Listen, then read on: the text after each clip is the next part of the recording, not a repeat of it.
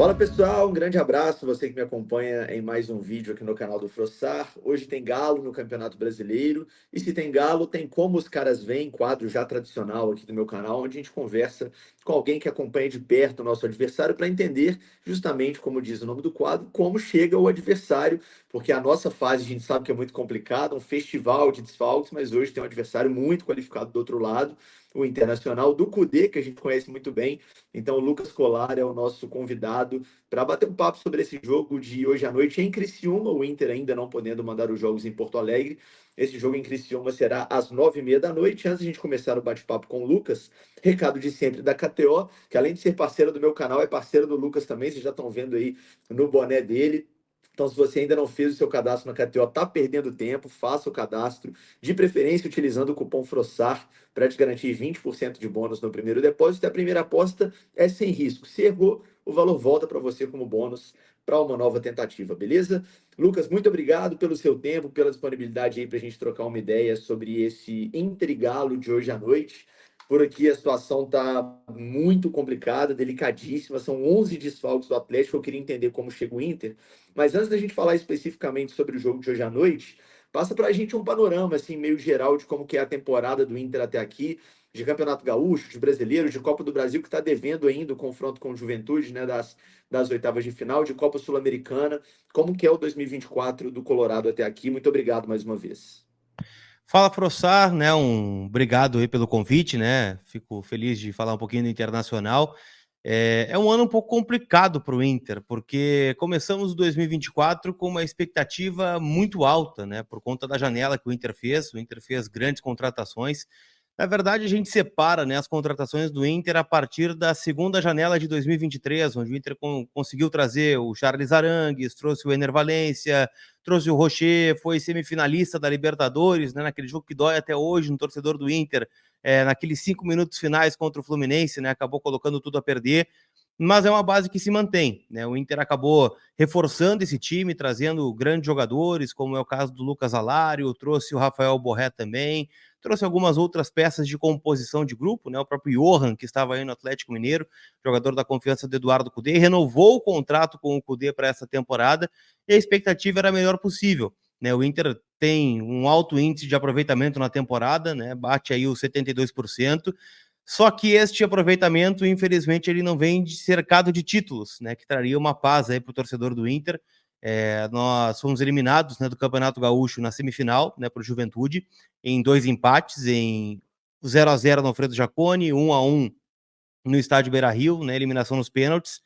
E, bom, isso aí se soma a um presente, vamos dizer assim, né, do Inter, que não é legal.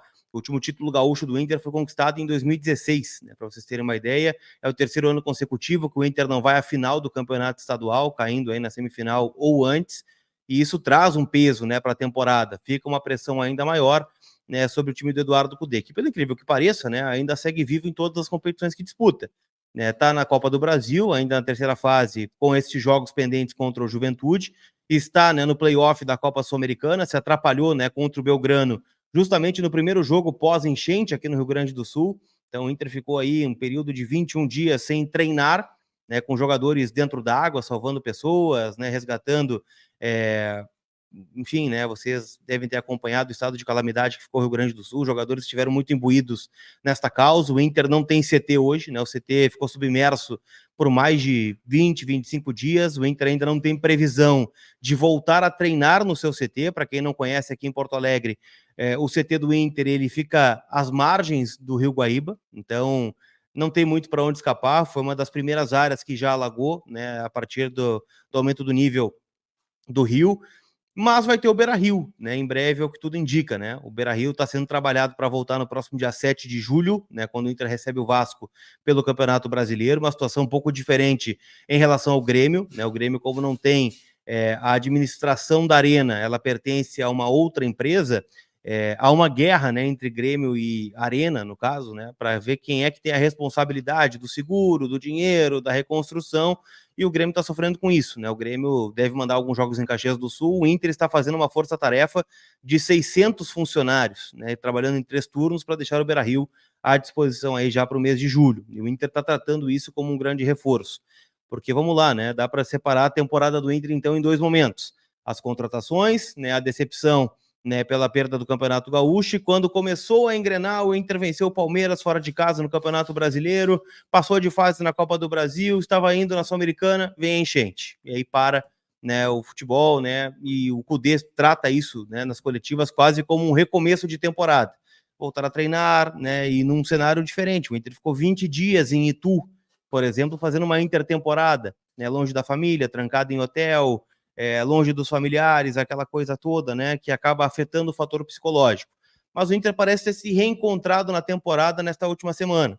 Tomou uma pancada do Vitória em Salvador, perdeu por 2-1 para aquele que ainda não havia vencido dentro do Campeonato Brasileiro, perde no minuto final com o pênalti cometido pelo Alário, e vem para 2 jogos, contra o Corinthians, jogo que foi no Orlando Scarpelli em Florianópolis, onde a torcida recebe o time com ruas de fogo, com sinalizadores, uma grande festa. O Inter ganha de 1-0 e ganha o Clássico Grenal no Couto Pereira, e você sabe, né, ganhar o Clássico dá, né, uma renovada na autoestima, dá uma renovada no ambiente, e esse é o Inter que chega para encarar o Atlético Mineiro.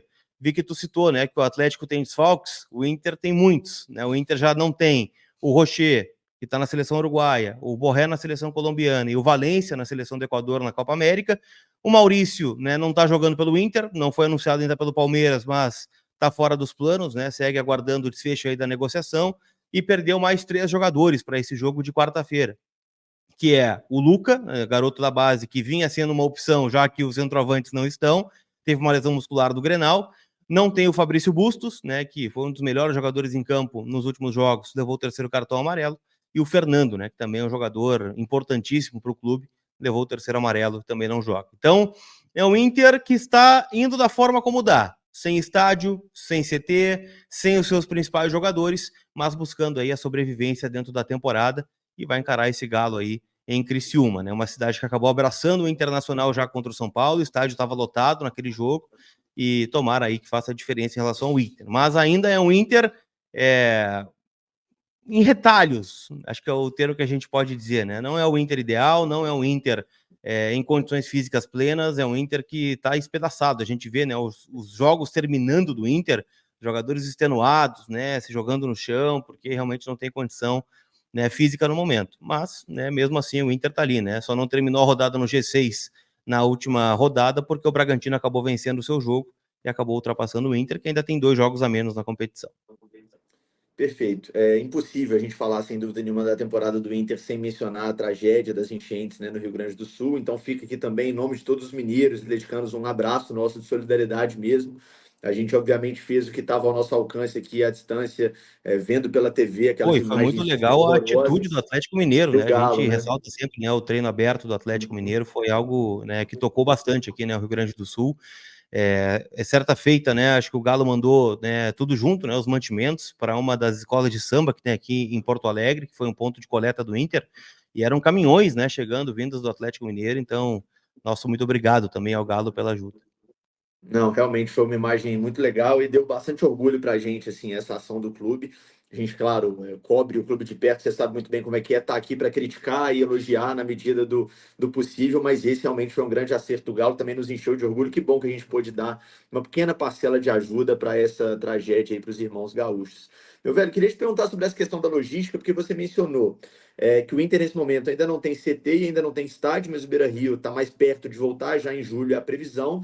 O Grêmio também numa situação muito complicada, como você disse. O Grenal foi no Couto Pereira, em Curitiba, e depois do Grenal houve aquela fala do Renato que repercutiu bastante, que os jogadores do Grêmio não estão vendo os familiares há 40 dias.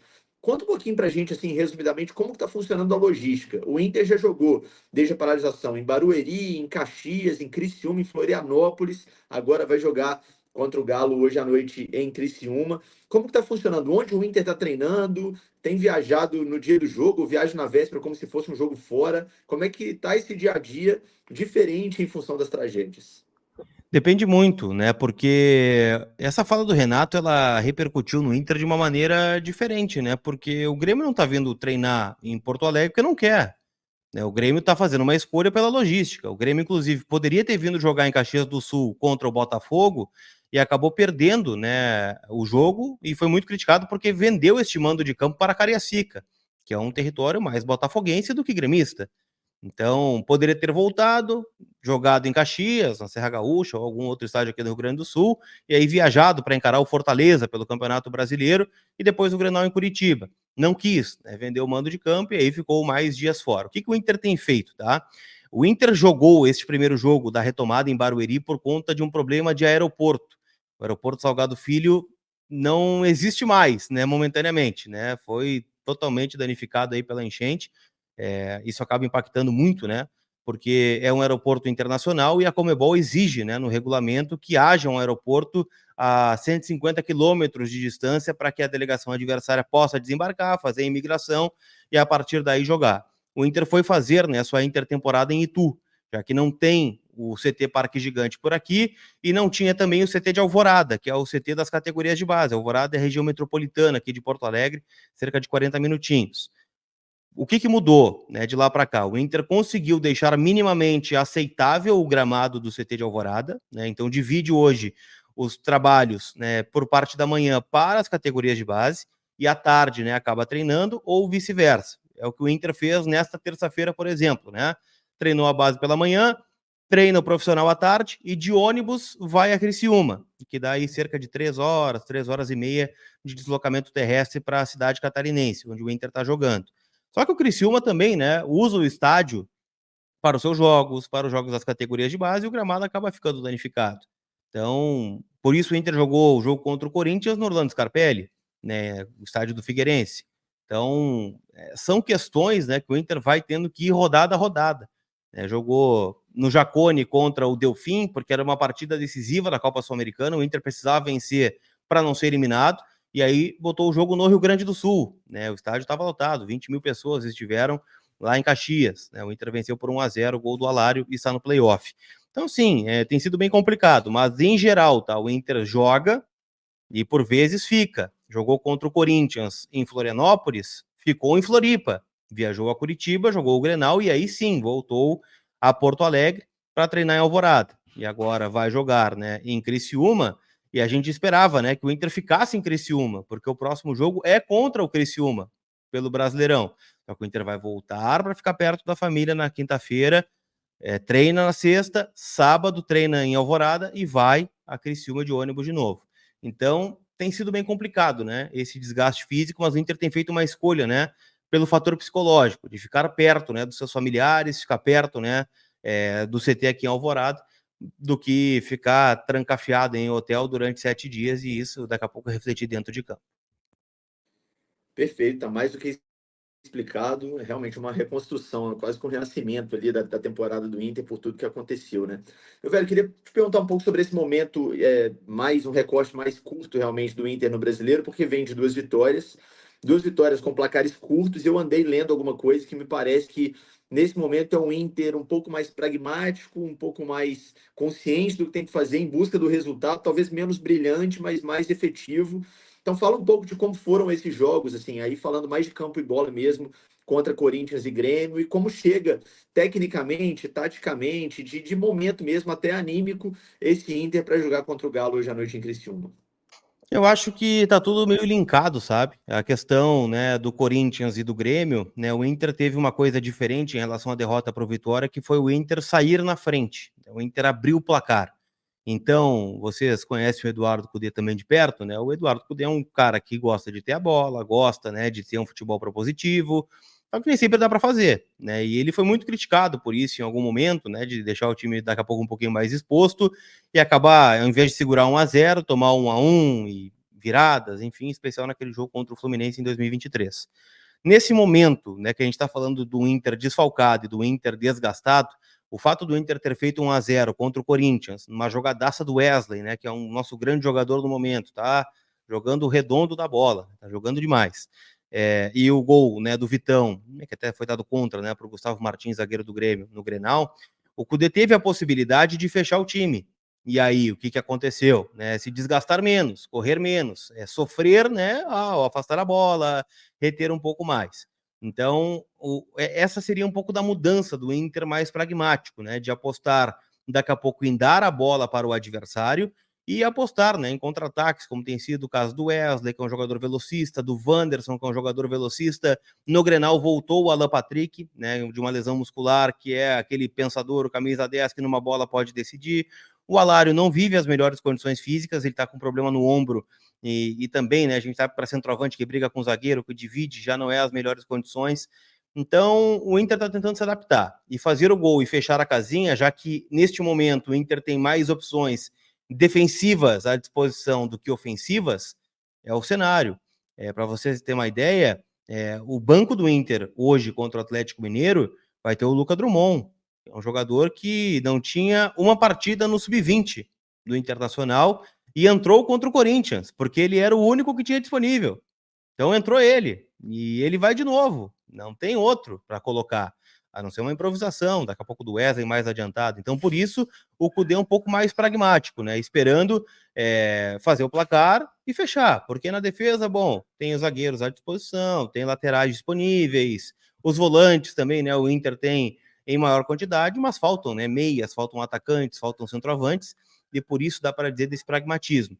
O que não aconteceu contra o São Paulo, e que eu pego, né, como exemplo para esse jogo contra o Atlético Mineiro, porque para mim São Paulo e Galo eles têm elencos melhores que Corinthians e Grêmio, né, se a gente for comparar. Contra o São Paulo, o Inter teve as mesmas dificuldades, mas não fez o gol. E aí ficou difícil, né? Ficou lá o Johan, o Bruno Henrique, né, o Wesley, o Wanderson, né, tentando atacar, e faltava o centroavante. O Inter abusou de cruzamentos para dentro da área para ninguém. Não tinha ninguém para colocar essa bola dentro do gol. Então, vejo que é um cenário muito parecido, tanto é que nesse jogo contra o São Paulo, que foi curiosamente em Criciúma, o melhor em campo foi o Fabrício, né, o goleiro que veio do Nova Iguaçu e que tem sido uma grata surpresa.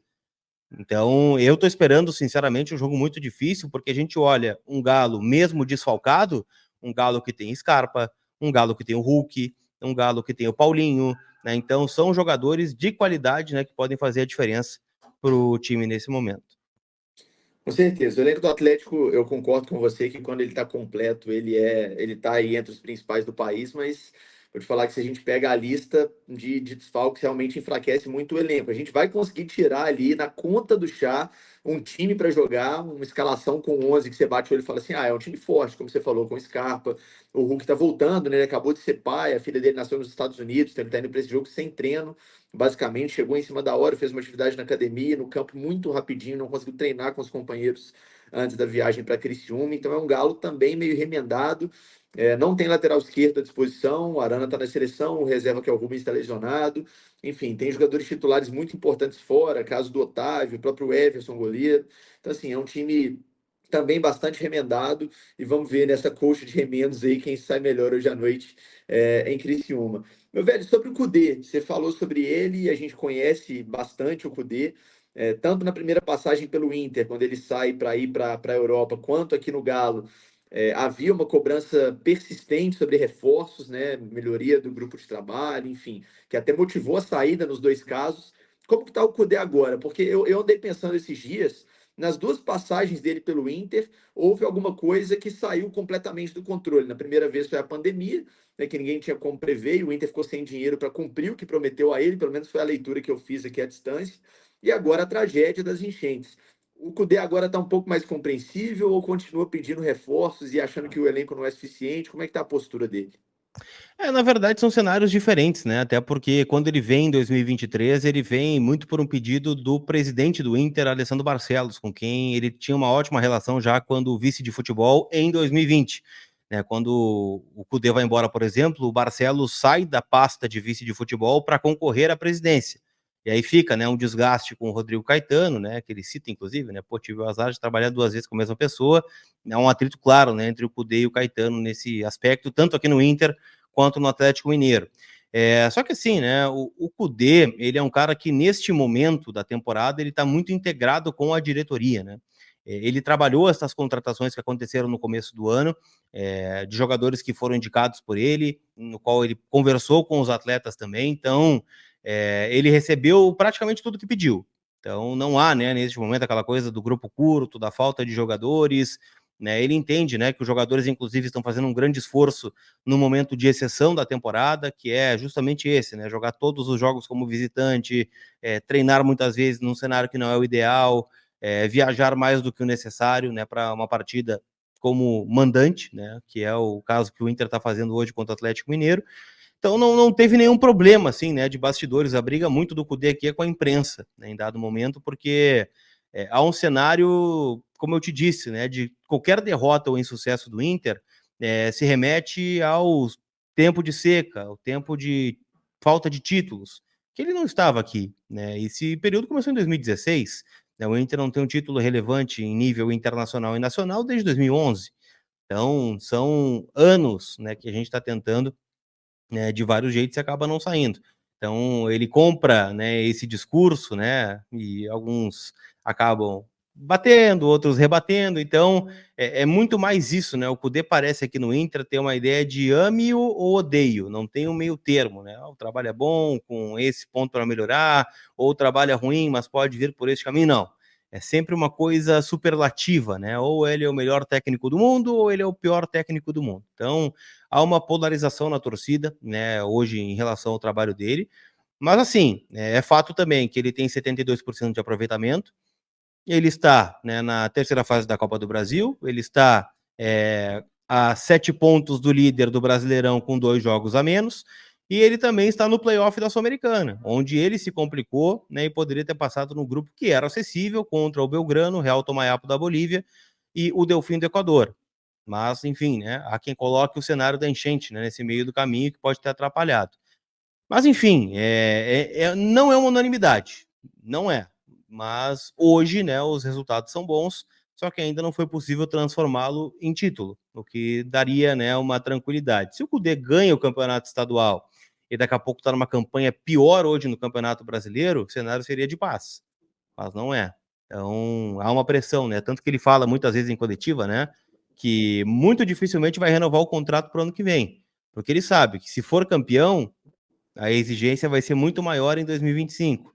E se não for, independente se ele for finalista, tiver a melhor campanha da história, o ano não valeu de nada, né? Vai ser mais um ano que o Inter deu na trave. Então, é um cara muito intenso, né, nas suas relações aqui, né, seja com a torcida, com a imprensa, com o grupo de jogadores, mas é de longe, né, um cenário parecido com 2020 e propriamente com o Atlético Mineiro, justamente, né, por essa integração que ele tem com a diretoria hoje. Ele participou da montagem do grupo, ele participou do processo de contratações e tudo que ele pediu, ele foi atendido. Pediu o Alário, levou. Pediu o Borré, levou. Pediu o Thiago Maia, levou. Pediu o Johan, levou também. Então, assim, hoje o grupo do Inter é talvez, né, tão forte e está suportando, né, justamente esse período aí de enchente, de falta de estádio, justamente porque montou um grupo, né, muito bom. Se fosse, né, um grupo inferior, daqui a pouco o Inter poderia estar numa situação muito parecida com a do Grêmio, que hoje está num cenário igual ao do Inter, mas está na zona do rebaixamento, é vice-lanterna do campeonato,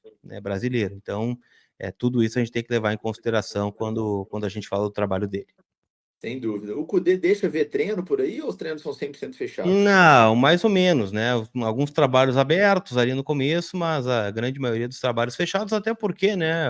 A maioria dos trabalhos são ou no CT de Alvorada, que aí o Inter fecha muito mais, né? Por uma questão de privacidade dos jogadores mais jovens, e outros são no CT do Criciúma, no CT do Figueirense, no CT do Avaí. Bom, aí são um pouquinho mais complicado o acesso. Mas num cenário, né, que era o normal, também já não tínhamos muito acesso aqui no CT Parque Gigante do Inter, né? Eram treinos, na maioria, assim, abertos alguns minutos, dependendo do humor, né, abria um pouquinho mais, mas não é uma atividade que a gente costuma ver com frequência. Bom, pelo menos vocês veem alguma coisa, porque aqui no Atlético, desde a pandemia, sequer entra no CT a imprensa. A imprensa não tem acesso absolutamente nenhum, nem para registrar aquecimento, então já é uma diferença nesse sentido. Vamos pensar em um provável Inter para o jogo, assim, o que dá para traçar de um time provável, e fica à vontade também para falar um pouco sobre as particularidades desse time, assim, onde você vê como ponto forte, o que você vê como fragilidade. O Inter tem a melhor defesa do campeonato, sofreu só 5 gols até agora, né? Eu estava dando uma olhada na tabela antes da gente conversar, mas tem desfalques na defesa. Então, qual é o provável time? O que você consegue passar para a gente de pontos fortes e fracos desse provável Inter de hoje à noite? O Inter deve ir a campo, né? Se a gente for projetar a escalação, com o Fabrício no gol, né? Goleiro que veio do Nova Iguaçu, 38 anos, né? No lugar do Rocher, que ainda não está apto a jogar, né? Segue com a seleção uruguaia na Copa América.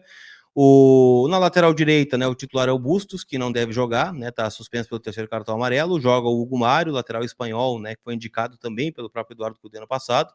A zaga com o Vitão, o Fernando, né, vem jogando improvisado ali no setor, para o lugar dele, o Robert Renan, né, deve aparecer, um zagueiro um pouco mais jovem, né, o Inter com uma dupla Vitão e Robert Renan, e o René na esquerda, né, então um jogador contestado por aqui, mas deve de novo receber uma oportunidade.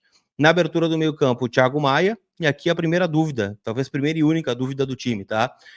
O Bruno Henrique jogou o Grenal nessa função, só que o Bruno Henrique jogou todos os 9 jogos, desde que o Inter voltou da enchente, né? Seja como titular, seja saindo do banco de reservas. Então, daqui a pouco pode começar a partida no banco, né? Já que teve um grande desgaste no Grenal, e o Arangues poderia aparecer ali ao lado do Thiago Maia.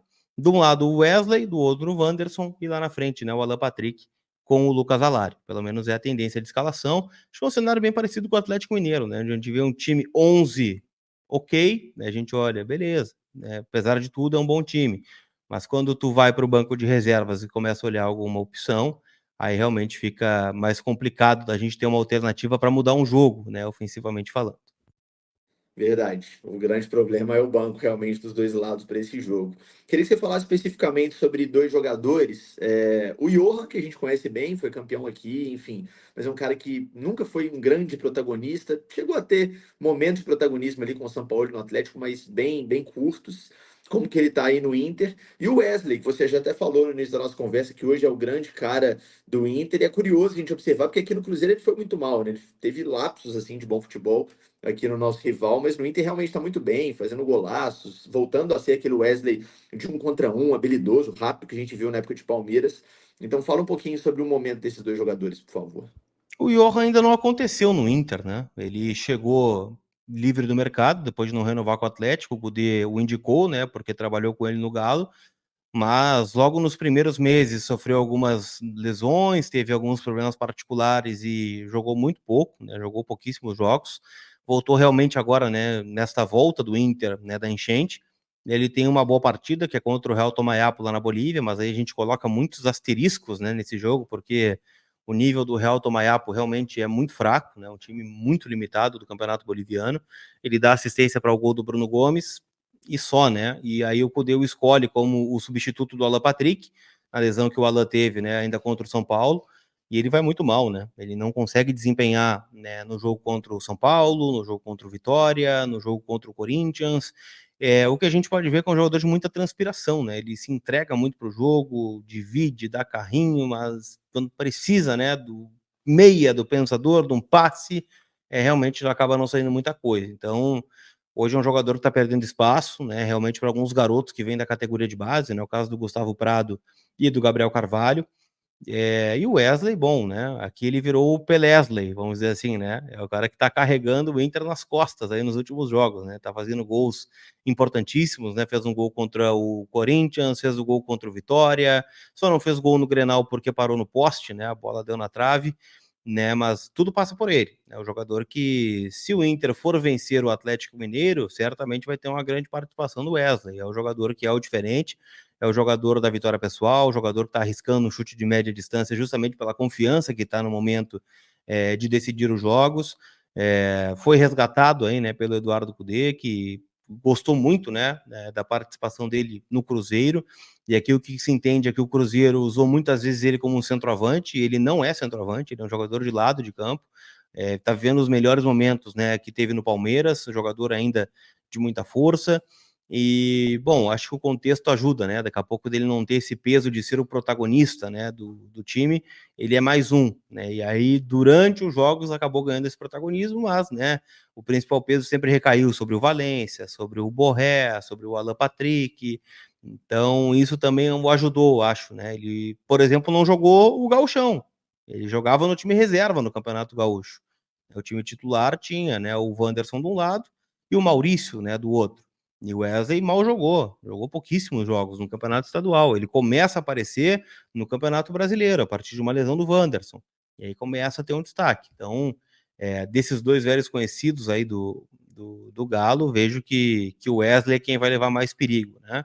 A lei do ex a gente sabe que funciona, né? Mas seria muito ruim que ela funcionasse amanhã, até porque a gente sabe que do outro lado, né, tem outros jogadores que também vestiram a camisa do Inter, então seria mais positivo para o Atlético, né, essa lei do ex do que propriamente para o Inter.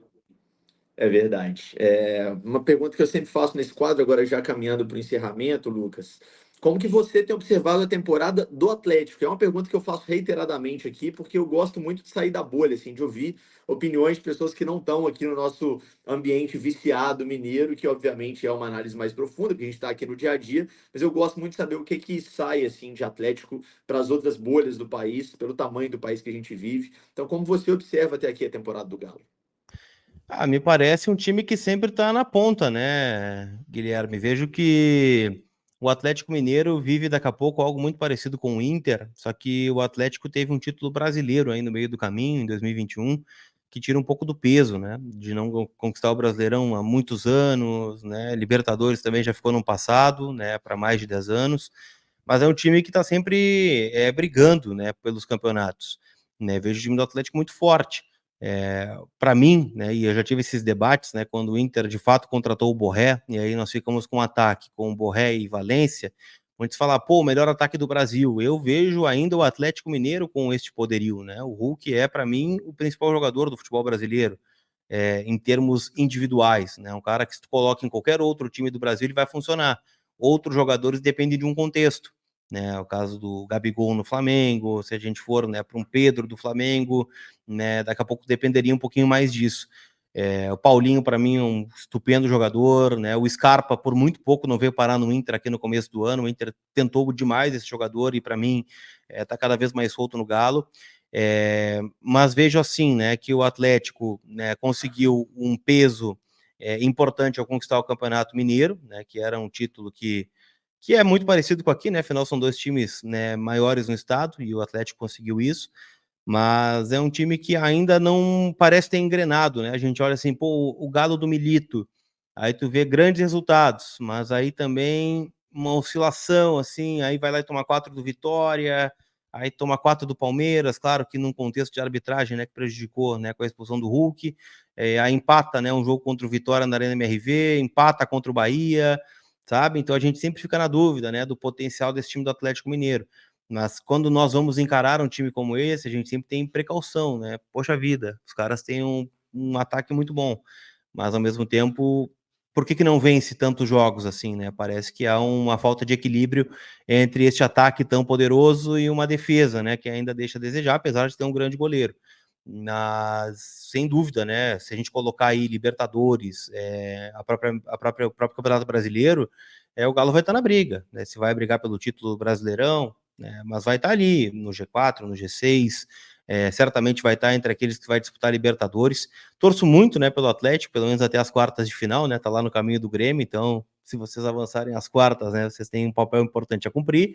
E é isso, vejo um bom time, um bom elenco, mas ainda em busca daquele equilíbrio, assim, né? A gente vê que ainda não está num estágio do Flamengo do Tite, não está num estágio, né, do próprio Abel Ferreira, né, do Palmeiras, né, mas também é um trabalho recente do Milito, né? Chegou esse ano, o Galo fez a ruptura do treinador.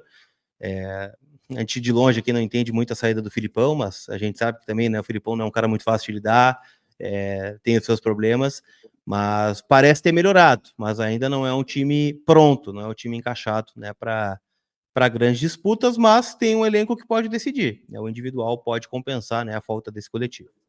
Excelentes observações. A saída do Filipão passa muito por uma questão de modelo de jogo que não encaixava de jeito nenhum com o que a torcida esperava.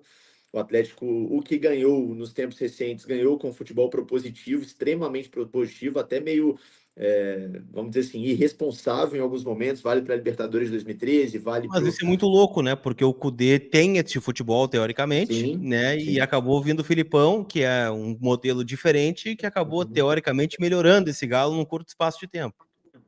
Pois é, foi uma solução que resolveu ali num primeiro momento, mas a longo prazo não deu certo. E aí chegou o Milito, que tem esse futebol que encaixa com o que o clube quer, ou principalmente com o que a torcida quer, mas ele é num nível que ele não abdica disso nem nos cenários complicados. Assim, eu estava ouvindo você falar sobre o Cudê. Pô, a gente está num momento delicado, então saímos na frente, é um jogo difícil, vamos fechar a casinha, vamos jogar com resultado. O Milito não faz isso, cara. O Milito, ele ele falta ainda, eu acho, entender um pouco desse cenário, que em alguns momentos ele vai precisar abrir um pouco de mão das convicções em prol do resultado, ainda não aconteceu, então, por exemplo, lá no jogo que a gente tomou 4 gols contra o Vitória, o time estava sem volante, né? O volante que estava em campo, que era o Batalha, estava jogando na zaga, o time claramente exposto no meio campo, e ele demorou para corrigir o problema, então é algo que vem acontecendo com o Milito, mas assim, eu sou da ala 100% defensora do Milito aqui, gosto demais do trabalho dele, acho que os problemas existem, mas estão caminhando para serem resolvidos, e ele não é um treinador que foge das responsabilidades, ele percebe e tenta corrigir, e faz parte, é um início de trabalho, ele está sofrendo com um número de desfalques realmente assustador, e ele mesmo vem falando em sobreviver ao mês de junho, então passa muito por isso, e passa pelo jogo de hoje contra o Inter, que é um dos capítulos mais difíceis aí dessa sobrevivência, sem dúvida nenhuma. Para a gente fechar, Lucas, se quiser arriscar um placar, fica à vontade, mas como que você imagina o jogo de hoje? Assim, essa disputa tática, você acha que vai ser um jogo realmente mais estudado, de poucos gols? O que é que você palpitaria lá na KTOzinha para tirar um pouco de dinheiro do sueco lá para o jogo de hoje à noite?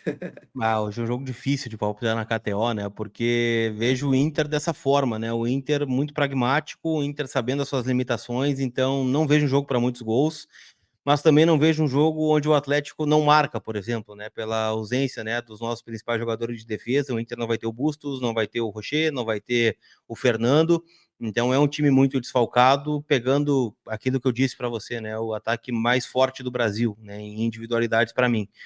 Então, eu botaria lá, né, na KTO ambos marcam, né, mas não tenho certeza sobre o resultado, viu, Guilherme? Não sei. Tô apostando no 1-1, o meu palpite mais otimista, né, pro jogo de hoje.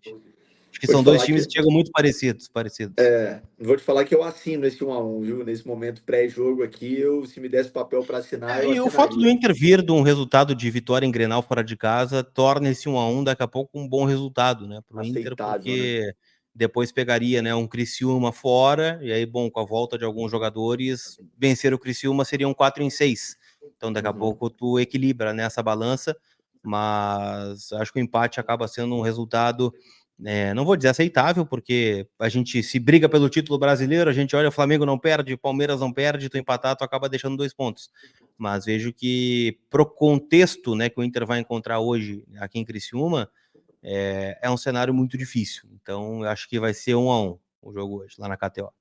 Perfeito. Acho que é a primeira vez que acontece isso nesse quadro, de eu e o convidado falarmos o mesmo placar, mas vamos ver se a gente acerta então logo mais. Lucas, Eu muito espero errar, obrigado. né? Eu espero É, errar. Espero errar pois com todo é, não, respeito, eu eu espero também. errar. O Tô melhor precisando dos mundos ganhar. seria o Galo ganhar o jogo aqui para mim, mas assim, 1-1 não seria de todo ruim, não. O jogo seguinte do Galo é contra o Atlético Goianiense em casa, e aí, né, quase que uma obrigação vencer. Também seria um 4-6, mas o problema é puxar os jogos anteriores, né? A gente vem de resultados muito ruins, então uma vitória hoje seria espetacular, quem sabe.